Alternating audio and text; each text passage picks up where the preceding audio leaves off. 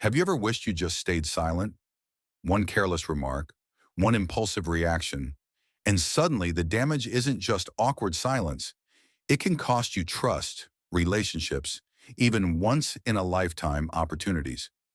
In a world where everyone is racing to be heard, intentional silence has become a rare and powerful skill.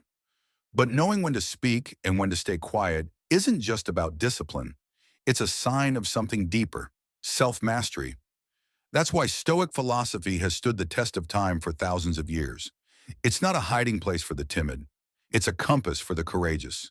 Those who want to stay calm in chaos, live with strength, clarity, and intention. Stoicism teaches us how to manage our emotions, focus only on what we can control, and most importantly, how to choose our words with wisdom or to choose silence instead.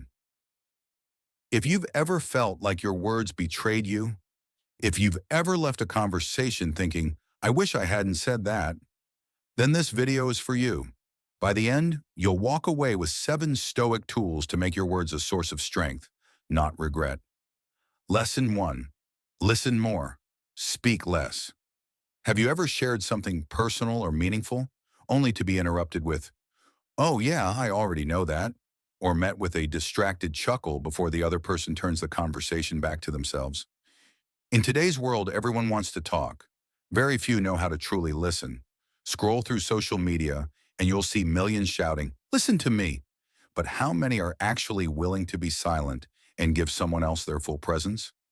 To the Stoics, listening isn't passive. It's not a lack of expression. It's a sign of mental strength. It takes power to resist the urge to perform, to interrupt, to make yourself the center. It takes restraint to hold space for others. A Stoic is like a skilled swordsman. They don't swing wildly. They observe. They wait. And when they strike, it's with precision, clarity, and intention. The same goes for words. The wise don't speak because they feel pressure to. They speak because the moment truly requires it. And when you develop that kind of patience in conversation, your words begin to carry weight. They become tools, not weapons. Anchors, not arrows. And now let's see what it really looks like in action, in the quiet moments that speak louder than words. Lesson 1 continued. Listen more, speak less. The wise don't rush into noise. They wait. They observe. They respond only when it truly matters. They don't use words to fill silence. They use silence to deepen understanding. Let me share a simple story, one that beautifully illustrates how a quiet presence can change everything without saying anything. His name is Dave. He's a rideshare driver in Manhattan. Polite, calm, not much of a talker. One morning, a woman steps into his car, eyes red, shoulders heavy with grief. She doesn't want conversation. She just wants space. Dave senses it immediately. He gently places a cold water bottle in the front cup holder. He turns off the radio. And for the next 40 minutes, he drives in silence, checking the rearview mirror only now and then, just to make sure she's okay. No questions, no small talk, no performance. When the ride ends, she quietly steps out, but leaves behind a folded note on the seat. It reads, I just lost my father. Thank you for letting me sit in silence. This ride was the kindest thing I've experienced all week. Dave didn't say a word, but somehow he said everything that needed to be said. I see you, I'm here, and I understand. That is the power of intentional silence. Listening is not just not talking. It's an active choice. It's leaning in with curiosity, not control. It's asking, do you mean? Instead of rushing in with advice, it's resisting the urge to fix, and instead just being present. Great listeners don't interrupt. They don't pretend to understand. They don't jump in with solutions or stories of their own. They ask. They wait. They allow the moment to unfold, even when it's uncomfortable. In meetings, they're often the quietest in the room, but have the sharpest clarity. In relationships, they're the ones people run to when it really counts. Not because they always know what to say, but because they know when not to say anything at all. Think about it. A great salesperson doesn't just talk. They ask the right questions, A great doctor doesn't just prescribe, they listen beyond the symptoms to the fear underneath. And a great friend, they may not have all the answers, but they sit beside you in silence and somehow make you feel less alone. Here's a challenge to try this week. In every conversation, count how many questions you ask versus how many opinions you give.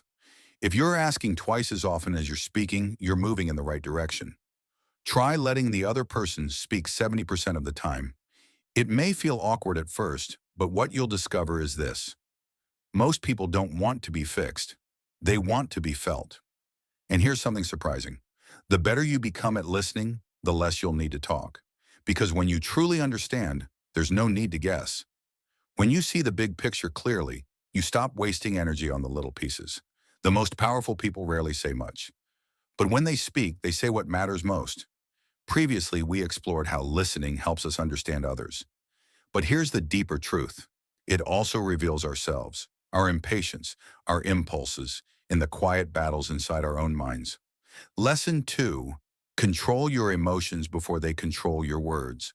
When you start truly listening, not just hearing but paying attention, you begin to notice something uncomfortable. You hear your own mind preparing a response before the other person has even finished speaking. You feel the tension of wanting to interrupt, to say, "Oh, I've been through that too." You catch yourself waiting for your turn to speak instead of fully being present. Becoming aware of that urge is the first step towards something powerful, real growth. Because when you're no longer trying to win the conversation, when you're more focused on connection than on correction, that's when maturity shows up. The Stoic philosopher Epictetus said it best. Nature gave us one tongue and two ears so that we may hear twice as much as we speak. Nature doesn't make mistakes, so why do we live in reverse?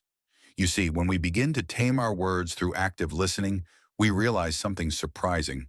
The real challenge isn't your mouth, it's your mind. What causes us to say the wrong thing? Most of the time, it's not ignorance. It's emotion, rising faster than we can contain it. And emotion, left unchecked, is the silent manipulator in nearly every conversation we've ever had. So how do we tame that emotional storm inside? We start by recognizing a harsh truth. Words are never neutral. They're like arrows. Once released, they cannot be taken back. And too often, we release them in moments of weakness, not clarity. Think about it. A few seconds of lost control, one emotionally charged reply, can undo years of trust, years of love, and years of effort. That's why managing your emotions before you speak isn't a bonus skill. It's a survival skill. Stoicism doesn't ask us to bottle up our voices. It simply asks us to pause with awareness. True freedom isn't saying whatever you want.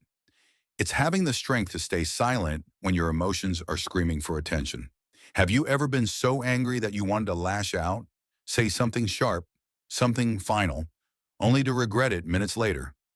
Or blurted out a secret just to win an argument, only to lose someone's trust forever? You're not alone. It happens at dinner tables, in boardrooms, in texts, and comment threads every single day. Let me share a real story, one that shows how quickly emotion can hijack our words and our lives. John, a respected manager at a tech company in Chicago, was known for his calm, even-tempered leadership. He rarely raised his voice. His team admired him. But one day in a high-pressure meeting, his boss publicly criticized his performance. Caught off guard, John snapped. He cut off his boss mid-sentence, raised his voice, and accused him, right in front of the team, of being unfair and out of touch. Then he did something he'd regret even more. In that heated meeting, when John raised his voice and lashed out, the damage was immediate. But what came next was even more devastating. Lesson 2 continued. Control your emotions before they control your life. The room went completely silent. His team, once supportive, sat frozen. The energy shifted. And by that same afternoon, John was quietly removed from his role as manager. Here's the twist. John wasn't wrong for how he felt. He was wrong for how he reacted. He let a moment of emotion overpower a career of steady leadership. And if he had taken just 3 seconds, 3 deep, grounding seconds to pause, that outcome might have been completely different. Sometimes a single breath is all that separates a wise response from a reckless reaction. That's what Stoicism teaches us. Not to suppress our feelings, but to transform them before we act. Never speak when you're boiling with anger. Never explain when you're raw with pain. Never respond while the storm inside your mind is still raging. Even modern neuroscience agrees. When emotions run high, a small almond-shaped part of the brain called the amygdala takes over. It hijacks the prefrontal cortex, the part of the brain responsible for logic, empathy, and decision-making. Translation: when you're angry, you're temporarily less intelligent. You're not operating from your calm, grounded self. You're speaking as a spokesperson for your emotions, not your truth. Are you okay letting your anger speak on your behalf? Because most of the time, the real damage isn't caused by what we feel. It's caused by what we say in the heat of that feeling. But emotional control doesn't mean bottling everything up. It's not about pretending you're not hurt or frustrated. It's the art of channeling your emotion, not being owned by it. Here's one of the simplest and most powerful Stoic tools you can use. Label your emotion with precision. Don't just say, "I'm mad." Say, "I feel dismissed. I feel disrespected. I feel powerless." This simple act activates your rational brain, giving you space to step outside the wave instead of being drowned by it. Another tool comes straight from behavioral psychology. Write what you want to say, but don't send it. Handwriting especially is powerful. It forces your brain to slow down and structure your thoughts. Write the angry email, the rant, the text, then close the notebook. Often, within 10 minutes, you'll read your words and realize you no longer want to say any of it. President Abraham Lincoln had a name for this. When he was furious with someone, he'd write a full-blown letter, then tuck it away in a drawer. They called it a letter of venting. It wasn't meant to be sent. It was written to restore clarity. That's how he remained remarkably composed, even in the fiercest political storms. And here's one more technique. Choose an anchor, a tiny action that tells your brain, pause, recenter, take back control. It could be placing your hand on your heart, touching your wrist, exhaling slowly through your mouth. Small action, big power. Because real strength, it's not in shouting. It's not in silencing. It's in choosing when to speak, what to say, and how to say it. Sometimes the greatest power lies not in what you choose to express, but in what you have the courage to hold back. Have you ever said something in a moment of anger that you deeply regret? If so, you're not alone. But the next time that emotion surges, what if you paused, just for a moment? Let's explore how to prepare for that moment before it arrives. So if you've ever spoken words you wish you could take back, don't carry shame. Share it in the comments, not to feel exposed, but so we can all grow together. Together we can learn to speak less like reactors and more like thinkers. And if you haven't yet, subscribe. Let Stoic wisdom walk beside you daily, because when you master your emotions, you begin to master yourself. Lesson 3. Speak less than you think. There's a subtle habit we often overlook. One that seems harmless, but silently chips away at our relationships, our clarity, and our peace of mind. It's the habit of saying whatever comes to mind. We dress it up with phrases like, "I'm just being honest." "I keep it real," or the classic, "I don't like bottling things up." But here's the reality. Blurting out every passing thought isn't honesty. It's a lack of discipline. People of depth don't think less. They just filter more. They speak not to prove, but to connect. Think back to your last casual coffee catch-up with friends. Someone opens up, says they're thinking of changing jobs. Before they even finish the sentence, someone cuts in, "To be honest, that's a terrible idea." Another chimes in with, "Just saying, it's not the smartest move right now." What started as a moment of vulnerability quickly turns into unsolicited advice, criticism, and awkward silence. The one who shared, they nod, smile politely, and deep down they make a mental note. Don't bring that up again here. The lesson, even a valid point, said in the wrong moment, the wrong tone, or to the wrong person, loses its value. It doesn't land, it wounds. The Stoics didn't stay silent because they had nothing to say. They stayed silent because they understood something profound. Every word carries a cost. It could cost you your energy, your privacy, or a relationship you deeply value. And the more you grow, the less you want to speak. Not because you've run out of things to say, but because you're done cleaning up after careless words. Epictetus once said, "If you want to improve, be content to be thought foolish and stupid." That's not weakness, that's strength. Wisdom in many cases isn't speaking to prove you're right. It's having the quiet strength to be misunderstood and still stay anchored in your truth. Let me tell you a story. It's one that might sound familiar because at some point in life, we've all been a little like Thomas. He worked in finance. Sharp, logical, and lightning fast with his words. In a meeting, his boss pitched an idea that, objectively, had holes. Thomas didn't wait, didn't breathe, didn't ask. He launched into criticism, clear, blunt, unfiltered. And yes, he was right, but he was also too fast, too cold, and too loud with his truth. The room went quiet. His boss said nothing. But 2 weeks later, Thomas was quietly removed from a major project. No email, no conversation, just silence. Confused, Thomas asked for feedback. The answer? You're not the right cultural fit. Not because he lacked skill, but because he was right at the wrong time. From that moment on, Thomas changed. He started writing down his thoughts before meetings, reading them again 10 minutes later, and asking himself, am I saying this to help or just to be heard? So how do you know when to speak and when silence is the better teacher? Continuing from Thomas's turning point, there was a subtle yet powerful shift. The less he spoke, the more others leaned in. His silence no longer meant hesitation. It became a symbol of presence, wisdom, and control. Lesson 3 continued. Speak less than you think you can start the same way.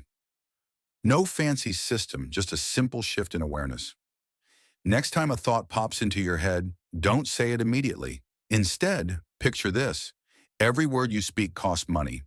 Would you still spend your words so carelessly? You'd likely spend less. And when you did, you'd make every sentence count. So give yourself a buffer, just 3 seconds, between thought and speech. And in those 3 seconds, ask yourself, this moment, this thing, this person, is it necessary? That small question. It can completely redirect the tone of a conversation. Have you ever felt pressure just from saying too much? Every time you reveal a plan, share an idea, or express an emotion, you place yourself in a position where you feel the need to defend or justify it. But what if you kept even just a piece of it to yourself? Just a little. You'd gain freedom. Freedom to pause. Freedom to pivot. Freedom to walk away without guilt or explanation. So here's the truth. Not everyone needs to know what you're thinking, and you don't have to speak in order to prove that you matter. The right silence, it's like invisible armor. It shields you from misunderstanding, emotional noise, and unnecessary battles. So ask yourself, are you speaking to be heard, or are you just afraid of being forgotten? Choose your words. Choose your moment. Choose your audience. That's not just communication. That's self-preservation. And before you rush to blurt out your next big idea, remember, ideas are like seeds. If you speak them too soon, the wind might carry them away before they take root. Why is silence the ultimate weapon when it comes to protecting what matters most? And why do Stoics guard their personal plans so carefully? The answer might just change the way you place your trust and your words into the world. Get ready for lesson 4. Guard your plans, picking up from the silence that made Jake unstoppable. There's a reason Stoics valued restraint.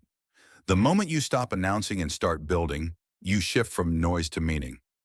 You no longer impress people with your intentions, you move them with your actions.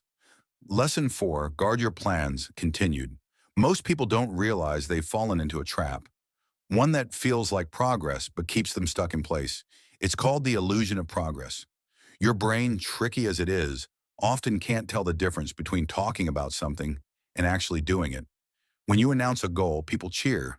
They nod, encourage you, maybe even say, You've got this. And in that moment, you feel good. It's a dopamine hit. Your mind tricks you into believing the path has already begun, when really not a single step has been taken.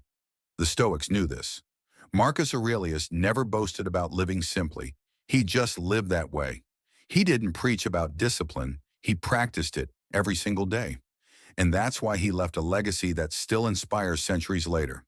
Let me ask you, if you were a tree, would you rather spend your energy growing deep roots and strong leaves, or just shake your branches loudly so people think you're growing? Now let me share a story that sticks. Not because it's about a legend, but because it's about someone who might be just like you. Jake, 34, was a talented software developer. Stuck in a draining corporate job, he dreamed out loud about quitting and building his own app. He had brilliant ideas, gave energetic presentations, and even mapped out timelines. Friends were impressed. He sounded unstoppable. But week after week, not one line of code was written. One day over coffee, a close friend gave it to him straight. Jake, you're addicted to talking about success, not building it. It hit hard. The next morning, Jake deleted his posts. No more updates. No more public timelines. He turned down the noise and typed out his first line of real code. 3 months of silence, 6 months. No status updates, no big reveals. And then quietly, his app went live on the App Store. No announcement, no launch party, just quiet results. Jake's story asks us a hard question. Are we doing the work or just performing the idea of doing it? But if that story feels uncomfortably familiar, that's not failure. That's an awakening. It's a wake-up call to protect your energy, not just your reputation. Take inspiration from Thomas Sankara, the revolutionary leader from Burkina Faso. He didn't give speeches about cutting corruption. He sold the government's luxury cars. He cut his own salary. He grew vegetables in the presidential garden. He let his actions speak where his words never needed to. So how do you start embodying this? Try this simple challenge. For the next 30 days, stop sharing your plans publicly. No launching soon posts. No humble brags. Every time you feel the urge to talk about what you're going to do, instead write down one concrete action you'll take that day. Not because recognition is wrong, but because real results are better than applause. Take a moment here. You've already made it halfway. And if you're still with me, that means something powerful. You're not just interested in Stoic wisdom. You're ready to live it. This next section gives you practical tools, not lofty theory. The kind of tools that help you master your words and yourself. And if you found something valuable so far, a quiet like or share is enough. Because quiet support, it ripples far, just like the Stoic spirit, deep, silent, steady. Lesson 5, choose your confidants carefully. There's a kind of damage that doesn't come from enemies, but from misplaced trust.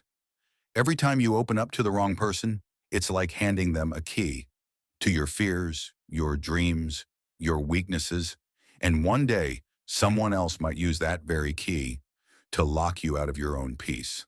Sound dramatic? Then let me ask you, of all the people you've ever confided in, how many kept your secrets truly out of respect? Not just because they haven't had the chance to use them yet? Stoicism teaches us to guard our words. But here's the part most people miss. It's not just about speaking less. It's about speaking to the right people. You don't have to become a fortress, but you do need a filter. As you get older, the truth becomes painfully clear. Not everyone deserves access to your internal systems. Some people shouldn't even know which direction your soul is growing. Have you ever sat next to a stranger, on a bus, a plane, in a waiting room, and suddenly found yourself spilling family issues, relationship woes, or frustrations from work? It feels safe, right? They're not involved. They don't judge. But that's exactly the danger, because they're not involved. They have no loyalty to your story, and we live in a society that feeds on information. To be naive now is to be vulnerable by default. Let me tell you about someone I knew, Mark. He was a personal trainer just starting out. In the early days, he shared everything with a guy he thought was a close friend. Marketing ideas, financial struggles, plans, even his doubts. The friend listened, nodded, and a few months later opened a gym right next door, targeting Mark's exact clientele. Even one offhand remark, "I'm not sure I can keep this going another month," somehow made it to the ears of potential investors. They pulled back, not because Mark was weak, but because he revealed his vulnerabilities too soon to the wrong person. This doesn't just happen to entrepreneurs. It happens in offices when you vent to a coworker and notice your boss treating you differently. It happens in families when private confessions become weapons. It happens online when strangers take screenshots of what you thought was a healing post and twist it later. Feeling lighter after saying something doesn't always mean you made a smart choice. Oversharing has a cost, so what do? Not shut down, but filter. Before you speak, ask yourself, will sharing this make me stronger or give someone else power over me? If you're unsure, stay silent, because everything you say is stored somewhere, in someone's memory, in conversations you won't be a part of, or worse, in someone's plan. Here's a simple rule: the three appearance principle. Let someone show up in your life 3 times: in joy, in pain, and in silence, before you share anything beneath the surface. Anyone can smile during good times, but the person who stays present when there's nothing left to gain, that's your confidant. Want a real-world example? Look at CEOs. They guard product secrets not because they don't trust their teams, but because they know. The worst leaks often come from the mouths of people with no long-term loyalty. Your life? It's also a product in progress. Don't let someone judge the prototype and decide your worth.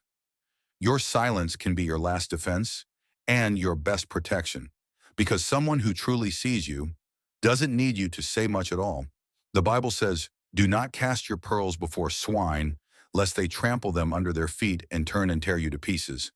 It's not that your thoughts, your hopes, your story aren't valuable. It's that not everyone is capable of honoring what you share. So how do you build real connection without risking your peace? Let's explore that next in Lesson 6. Build deep trust, not wide attention. Lesson 6. Silence is power. Silence isn't emptiness. It's not weakness. It's not the absence of something. It's the presence of something deeper. It's the quiet authority of someone who doesn't need the last word to feel complete. Because staying silent when you have every reason to explode, to defend, to retaliate, that's not submission. That's command. We live in an age where everyone has a stage. Podcasts, TikToks, tweets, live streams. Everyone has a megaphone. But ask yourself, who's brave enough to say nothing? And maybe that person is you. Have you ever stood in a room where someone publicly twisted your words, misunderstood you, even insulted you? Your jaw clenches, your heart races, your body wants to fight back. But instead, you breathe, you pause, you say nothing, and in that moment, you do something far more powerful. You rise, you show the world, I don't need to explain. I know who I am. That's enough. It doesn't always feel good at first, but later when the storm passes, everyone remembers your poise, not the drama. They remember your power, not your outburst. Marcus Aurelius, the Stoic emperor, wrote in his Meditations, "The best revenge is to be unlike him who performed the injury." Don't mimic, don't descend, don't become the reflection of what you reject. You don't have to shout to be heard. You don't have to punch back to win. You just have to not turn into them. Because what is a reaction if not giving them control over you? Ever noticed how the people who say the least often leave the deepest impression? Why is that? Because words are sound. They travel, they echo, then fade. But actions, they're gravity. They don't need to shout, they pull. But let's be honest, choosing silence is hard. We fear being misunderstood. We fear seeming weak, distant, disconnected. And yet, silence builds mystery. It commands attention in a way noise never will. It makes people wonder, and in wondering, they respect. Think of this. When someone you love is hurting, do they need your opinion? Or your quiet presence? When a coworker throws shade in a meeting, do you really need to react? Or is your confidence loud enough without words? Let me share a real story with you. There's a man named David, a designer at a competitive firm. One day, a colleague stole his idea, pitched it as their own. Everyone applauded. David? He said nothing. No accusation, no defensiveness. A week later, when the project needed to move forward, everyone turned to the one person who actually understood the design, David, because the idea may have been repeated by someone else, but it was born in his mind, and only he could bring it to life. In that moment, he didn't win with words. He won with depth. From that day forward, people saw him differently, not because he raised his voice, but because he didn't have to. So maybe the question isn't, how do I prove myself, but rather, how long can I stay grounded before I need to? That's the power of silence. And coming up next, let's explore how your calm energy doesn't just protect you, it influences others. Get ready for Lesson 7. Let presence speak louder than proof. Lesson 7. Let achievements speak. When silence is used well, it turns the entire conversation upside down. People stop listening to you because you're speaking, and start listening because they know when you do speak, it actually matters. And here's something most people miss. Silence isn't just powerful outwardly, it's healing inwardly. The moment we stop expressing every irritation, stop defending every emotion, stop posting vague story rants, hoping someone gets the message, we allow those feelings to settle, to breathe, and to pass. That's not suppression, that's strength. It's like the ancient concept of Wu Wei and Taoism. Non-action, but not as in laziness. It's the conscious act of restraint, of processing before reacting, of choosing to pause, not because you're scared, but because you're grounded. So here's a challenge. Try one day of silence, no arguments, no passive-aggressive stories, no I'm fine when you're clearly not. Just presence, just observation. Every time you want to speak, pause, count it. And at the end of the day, ask, would that have helped? Would it have changed anything for the better? You'll be surprised how often the answer is no. You see, you don't need to be eloquent to be powerful. You don't need grand speeches or perfect timing. You just need purpose. And sometimes the loudest thing you can say is saying nothing at all. When your words are rare, they become valuable. When your silence is chosen, it becomes respected. When your reactions are tamed, you begin leading, not just speaking. And once you feel the strength of that inner restraint, you'll start to wonder why you ever gave your energy away so easily. Let me ask you this. Have you ever not said something and later realized it made you stronger? That's not weakness. That's wisdom.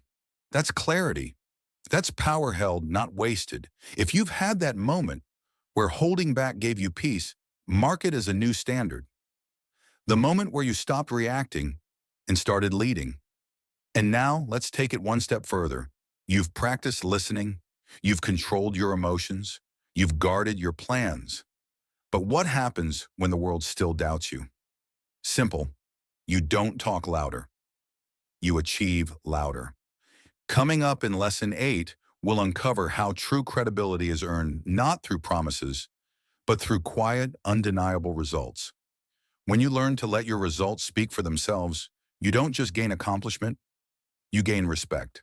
And that leads us to our final powerful lesson. True power lies in mastering your words. Final lesson, speak with mastery, not impulse. Have you ever noticed how just saying what you plan to do gives you a sense of satisfaction, like you've already taken a step forward? It's a strange trick our minds play on us. By voicing our goals, we get a hit of reward without ever doing the work. Your brain cashes in on a victory that hasn't even been earned. And slowly, the fire dims. Not because you lack discipline, but because you unknowingly traded the real climb for the illusion of motion. Purposeful silence isn't avoidance. It's strategy. It's wisdom. Think of a seed. You plant it in fertile soil, cover it gently, water it with care. Do you dig it up every day to check if it's growing? Of course not. You protect it, because growth happens in the quiet. Your goals, your efforts, your dreams, they deserve the same protection. When you hold your plans close, you create a sacred space where they can evolve without pressure, without interference, without the noise of expectation. And here's the deeper truth. Staying quiet about what you're building trains discipline. It forces you to believe in your own process before anyone else does. You no longer need claps, likes, or nods. You don't need to be understood. You don't even need to be believed. You just need to keep going. And when the results finally show, you won't need to say a thing because the work will have said it all. No overhyped posts, no theatrical announcements, just impact, just presence, just truth with gravity. People pause, they notice, because you didn't beg for attention. You made it impossible not to give it. So the next time you're tempted to share that big idea, pause. Ask yourself, what if I kept this to myself? Can I let the result be the only thing that speaks?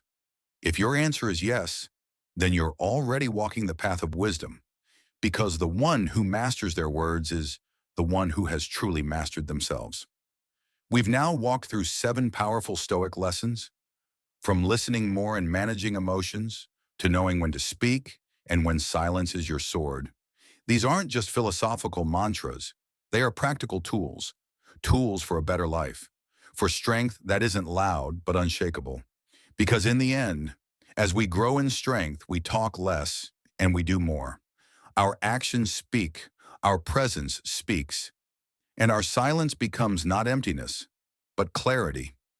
If this message resonated with you, drop a quiet like. Leave a comment. Let's grow together. Share this with someone who could use a little more calm, a little more control, a little more inner freedom. And if you haven't yet, subscribe. Because this journey to self-mastery, it's only just begun. Thank you, and I'll see you in the next one.